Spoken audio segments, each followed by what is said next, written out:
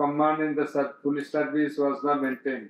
জুলাই হত্যাযজ্ঞের প্রথম মামলার রায় ঘোষণার পর সচিবালয়ে সংবাদ মাধ্যমের মুখোমুখি হন আইন উপদেষ্টা। তাৎক্ষণিক প্রতিক্রিয়ায় ক্ষমতাচ্যুত প্রধানমন্ত্রী শেখ হাসিনা ও সাবেক স্বরাষ্ট্রমন্ত্রী আসাদুজ্জামান খানের ফাঁসির দণ্ড ঘোষণায় সন্তোষ জানান আসিফ নজরুল। ন্যায় বিচার প্রতিষ্ঠার শ্রেষ্ঠ ঘটনা ঘটেছে বলেন, এই রায় জুলাই গণ অভ্যুত্থানের আরেকটি বিজয় হিসেবে ইতিহাসে জায়গা করে নেবে। শান্তি পাবে আবু সাইদ, মুগ্ধ সহ জুলাই শহীদরা। এ সময় শেখ হাসিনাকে ফেরাতে ভারতকে আবারও চিঠি দেওয়া হবে বলে জানান আইন উপদেষ্টা।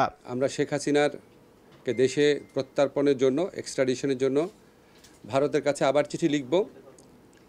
ভারত যদি এই গণহত্যাকারীকে আশ্রয় দেওয়া অব্যাহত রাখে তাহলে ভারতকে বুঝতে হবে এটা বাংলাদেশ এবং বাংলাদেশের মানুষের বিরুদ্ধে একটা শত্রুতা, একটা অত্যন্ত নিন্দনীয় আচরণ।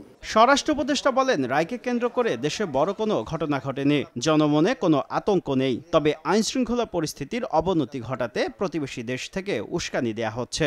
এখানে আমি তো কোনো আতঙ্ক দেখতে পারলাম না। ভারতীয় বা আমি বলবো পার্শ্ববর্তী দেশের থেকে যে উস্কানিমূলক বক্তব্য দেয় এবং মিথ্যা সংবাদ দেয়, এটা কিন্তু প্রতিকার সবচেয়ে আপনাদের হাতে বেশি।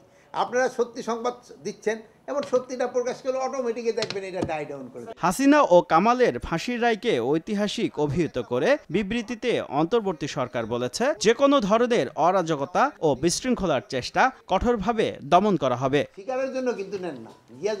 শুভ খান, সময় সংবাদ, ঢাকা।